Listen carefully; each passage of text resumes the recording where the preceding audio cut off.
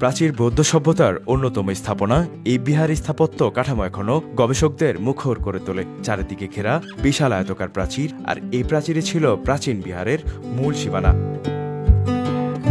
প্রাচীন সভ্যতার অন্যতম নিদর্শন এই বৌদ্ধবিহার। প্রায় 1200 বছর আগে ইতিহাসের সাক্ষী হয়ে এই শালবন বিহার কুমিল্লা ময়নামতি পাহাড়ে লুকিয়ে আছে বৌদ্ধবিহারের প্রাচীন সভ্যতার একটি অনন্য নিদর্শন।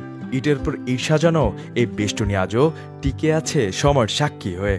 বিহারের একেবারে মাঝখানে দাঁড়িয়ে আছে বিশাল আকৃতি কেন্দ্রস্তূপ। বৌদ্ধ ধর্মের প্রতীকে স্তূপে হতো সাধনা পূজা আর ধর্মীয় আচার অনুষ্ঠান।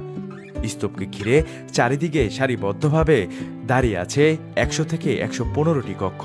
ধারণা করা যায় এসব কক্ষ ছিল ভিক্ষুকদের আবাসস্থল, যেখানে তারা থাকতেন, ধ্যান করতেন এবং ধর্মগ্রন্থের অধ্যয়ন করতেন। দীর্ঘ করিডোর ধরে যুক্ত এসব কমরা বিহার শৃঙ্খলাবদ্ধ জীবনের পরিচয় বহন করে। বিহারের ভিতরে রয়েছে বিশেষ প্রার্থনা কক্ষ, সভাকক্ষ, যেখানে অনুষ্ঠিত হতো ধর্মীয় আলোচনা। কক্ষগুলোর স্থাপনা, দরজা নকশা এবং মেঝের ইট বসানো পদ্ধতি ছিল সম্পূর্ণ পরিকল্পিত। বিহারের দক্ষিণ পশ্চিম অংশে পাওয়া গেছে রান্নাঘর, গুদামঘর, কারিগরের কাজের নিদর্শন। এসব দেখে গবেষকরা মনে করেন শালবন বিহার ছিল পূর্ণাঙ্গ স্বর্ণভর কমপ্লেক্স, যেখানে বসবাস ও শিক্ষার সব আয়োজনই ছিল একই স্থানে। বর্তমানে প্রতিদিন শত শত দর্শনার্থী আসেন এই ঐতিহাসিক শালবন বিহার দেখতে। কেউ খুঁজে পান ধর্মীয় ইতিহাস, কেউ বা মুগ্ধ হন প্রাচীন স্থাপত্য শৈলীতে।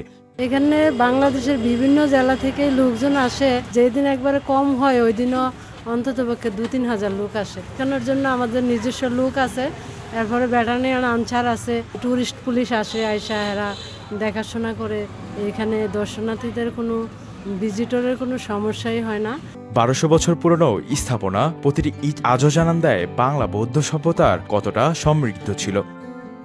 শালবন বৌদ্ধ বিহারের এই অনন্য স্থাপত্য আমাদের সংস্কৃতি ও ঐতিহ্য এক উজ্জ্বল নিদর্শন।